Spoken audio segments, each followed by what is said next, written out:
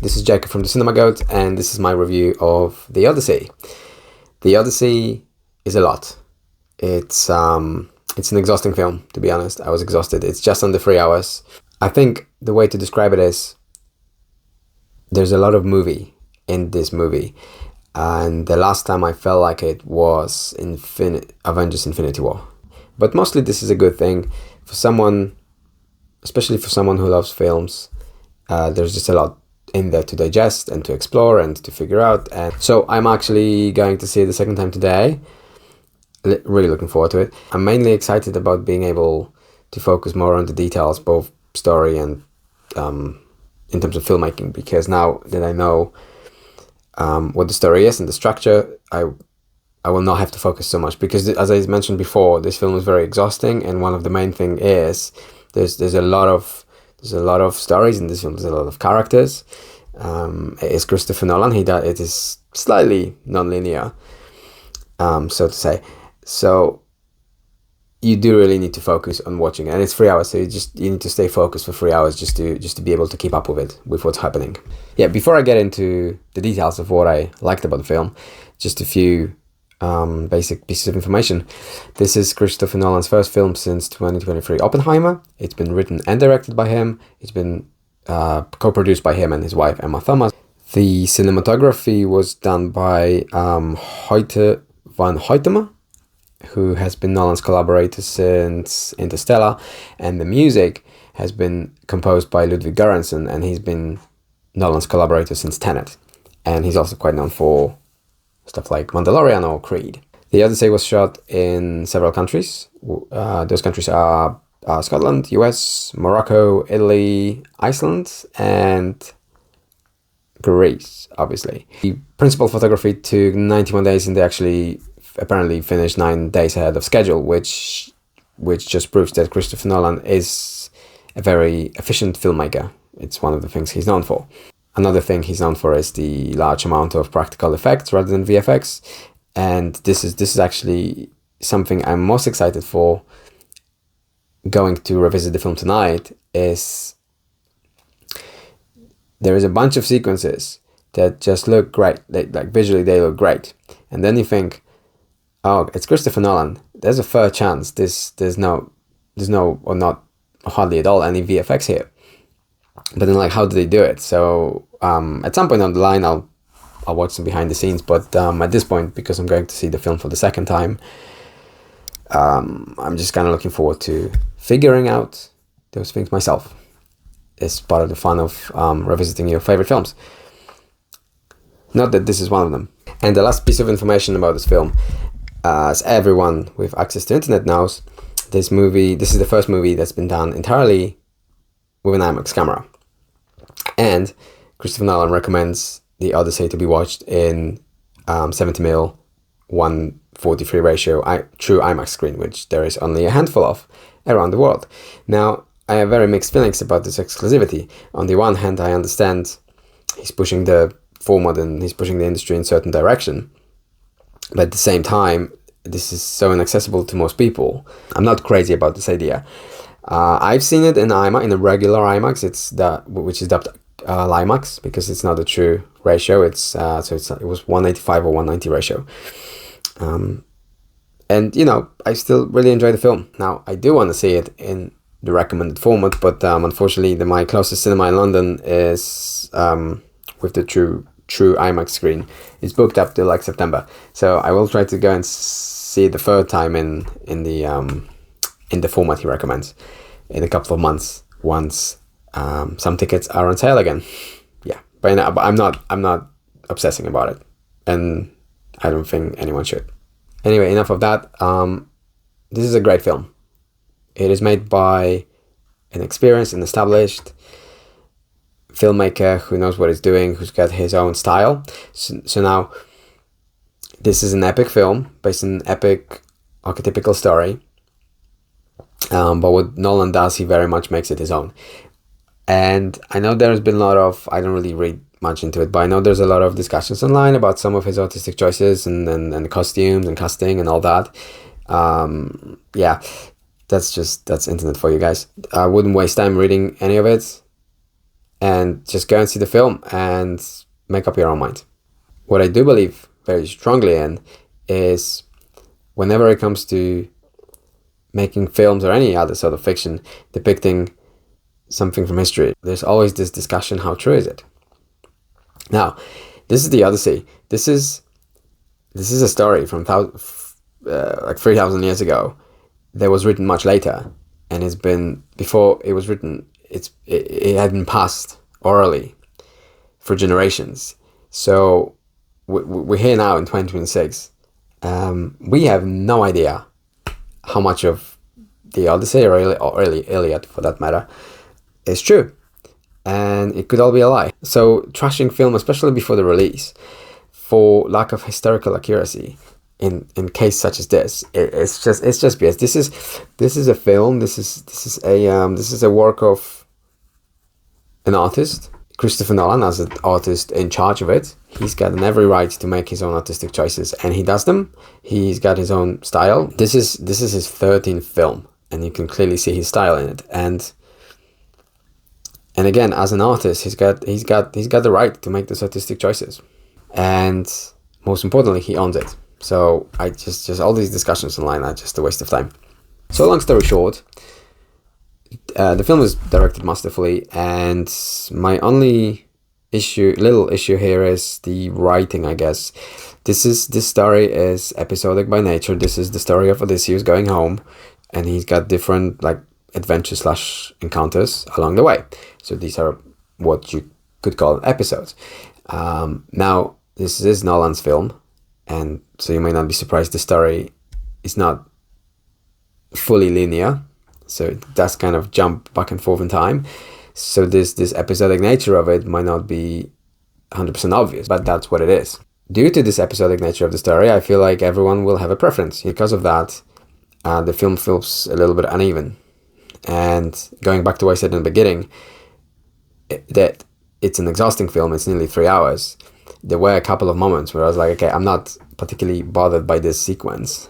That's where I feel like the film could benefit from being slightly shorter. And I will share my favorite episodes of the story, and they were the Cyclops scene, the whole sequence with Samantha Morton. No spoilers. If you saw the film, you know what I mean. That was intense. That was good. She's good. She's really good. And the Troy sequence. So that's the scene that was released back in January with the IMAX screenings of Avatar 3. It's intense. It's the last time we had a mainstream depiction of Trojan horse was I will have to say Troy 2004 Troy, and it was very sword and sandal style. Now this is Christopher Nolan, so this is raw and practical and intense. And just yeah, it's a bit gimmicky, but it's a great sequence. It's a great sequence, and it must have been hell to shoot. Like these are my three favorites, but I also have a couple that I'm not particularly bothered by. And again, that's the episodic nature of the story, and I feel will make the film feel slightly uneven. What bothered me the most while I was in the cinema watching it was the music. This is a historical epic, so I figured it has to have just a traditional orchestral epic score. Christopher Nolan did it in the Dark Knight trilogy and even Interstellar with Hans Zimmer. But this is Ludwig Göransson, and he's got a very different style. Didn't really compute in my brain while I was at the cinema. But then I've been listening to the score over the last few days since I saw the movie, and it is growing on me. Additionally, they've used some Bronze Age instruments apparently to evoke more of a feeling of the era that the Odyssey is set in, and I must say this is it's pretty clever, pretty obvious maybe. Some of those instruments I really love, and I've been listening to the score and I enjoy it more and more. So again, another thing that I'm looking forward to revisit tonight when I see the movie for the second time. And the bottom line with the score is you can say it's weird and unusual, but ultimately it's kind of unique, and it works. There's something in there. It's interesting. Well, acting, obviously. So There's not a bad performance in this film, but maybe not everyone is outstanding. There is a few performances that highlights for me. I should probably start with Matt Damon because he's a lead. Now, Matt Damon is a very interesting actor. He's an actor, but he's also he's a Hollywood movie star. But he's not your typical movie star. He doesn't have this typical energy, like someone like Brad Pitt might have. And he's proved that he could be a lead, but he can also pop up in these little roles, and still do a great job. I think it's quite versatile. I think he's doing a great job as a lead, and this is going to be one of his career highlights. Another one is Anne Hathaway. So Nolan is quite notorious for not being able to write women characters very well, or just feature them much at all. Now, what Anne Hathaway does in the film with the little she's got, I think it's amazing. It's not that little, like she's still one of the main characters basically, but in terms of she's only got a handful of scenes, but what she does in those scenes is pretty outstanding. She's always great. Then we've got Tom Holland. Now that's an interesting one because Tom Holland is quite young. Also comparing to the rest of the cast here, but he's quite a young actor. I feel like what he does, he really wants to apply himself because he's there shooting the Odyssey with all these big names from the industry on both sides of camera, and I feel like he just really wants to match their quality, and he's trying really hard. And I'm not saying he's not succeeding. I think he's doing a pretty good job. It's the kind of feeling I get from the whole film watching his scenes. It's just like that he's really trying. But generally, I do enjoy his performance. Well, who else? Jon Bernthal. He's always a joy to watch, and he's been working a lot and consistently since his The Walking Dead beginnings. Who else? Robert Pattinson. That one's a bit weird here because I'm a big fan of Robert Pattinson and him as an actor, and also him as a industry professional, and his acting. I think his career choices are very interesting, considering he's coming from Twilight, and he was pretty good in this film. But I feel like all the scenes he was in, he was kind of the same. Like he played everything on the same note. And I guess there's a little bit of his character having only so much screen time, but yeah, I feel like his performance was a little bit monotonous. Still good though. Then there is John Leguizamo. He's been around for a while. I feel like he's at a more of a later stage of his career, and this honestly might be his best performance yet. Like, this is my favorite performance in this film. I think he was phenomenal. And then finally, I have to mention again Samantha Morton, who is only in a one somewhat long scene, but yeah, oh boy, yeah, she steals the show there. Another one from The Walking Dead, actually. Additionally, when it comes to the cast, there's a lot of very small characters who are played by familiar faces. So for someone who's really into films and or TV, it's just fun watching this film and spotting different people. Like, oh, it's this person, that person. There was this one character in one scene with quite a heavy makeup, so I couldn't tell who he was by the face, but then I was listening to the voice and I was like, I know this person, but I couldn't figure it out. And then I checked afterwards, and it was pretty obvious in hindsight, obviously. But yes, there was a bunch of those familiar faces, and I think there's one or two faces that honestly seem like nothing more than background. Especially the one actor that I know, that he just recently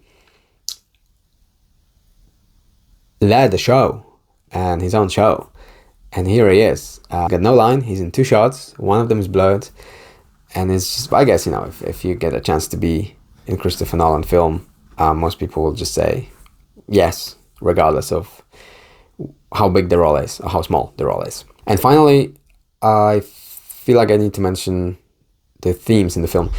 As I said before, this is a very much Christopher Nolan adaptation, and for someone who has made by now 13 films, he's got his recurring themes. Quite a few of those themes are present in The Odyssey, and those themes are those of guilt and exploration of dreams, time, memory. He also explores the societal collapse. That's something that has been seen in a couple of other films. And more specifically to the story of the Odyssey, this movie is about defying gods, about breaking what is frequently referred to in the film as Zeus' law. It's a big MacGuffin, actually. There's a part of the film about things falling from memory with the passage of time, and yes, it's a story of someone returning home, wanting to return home, but are they ready? And ultimately, related to societal collapse, this is a story and a film about the collapse of Bronze Age, which is a very cool section of ancient history. A small issue here when it comes to themes of the film. There's a lot of them, but he doesn't really go particularly deep in any one of them. Now, you watch stuff like Inception, and there's a few different themes, but the main theme is dreams, and the whole movie is all about dreams and about levels and going deeper, literally and figuratively. And you look at some of his other films, and he can go really deep into his themes, but I feel like he tackles so many of them in the Odyssey that it just keeps jumping all over the place. It's not necessarily criticism, it's more of an observation. And this is it. These are my thoughts on the Odyssey. The bottom line is, going back to what I said at the beginning, it is an exhausting film, but mostly in a good way. It is a visual feast. It's got great performances. And in the end, you may not care for it. You may not be bothered by it. But I think, considering where it sits, where the story sits in the culture, Western culture, I guess, the story of Odysseus, how important it is, and where Christopher Nolan and his films sit in modern pop culture, I think this film is a must watch for everyone. You may not like it, but you should go and see it. You may hate it, you may not like it, you may have a lot of problems with it. That's perfectly fine. I'm not one of those Christopher Nolan fans who claim, yeah, he's the greatest filmmaker ever and everything he does is gold, and if your opinion is different, you're wrong. No. I'm just saying, go and see it and make up your own mind. And it definitely should be watched on the big screen rather than waiting for Netflix release, quote unquote. Looking at the ticket sales and how far in advance those were sold out, and you can look at the data. People are willing to travel quite far to see it in the IMAX. I don't know, maybe that's what we actually want, because clearly we're willing to go an extra mile to see it. But my personal opinion is, if you have a decent regular cinema screen, this will be equally fun. So these are my thoughts on the Odyssey. Let me know in the comments below, what do you think about the new Christopher Nolan films and whether you care for it or not. And if you like this type of content, please click the like button below and subscribe to my channel for more content like this to follow. And for now, thank you for watching, and I'll see you next time. Thank you.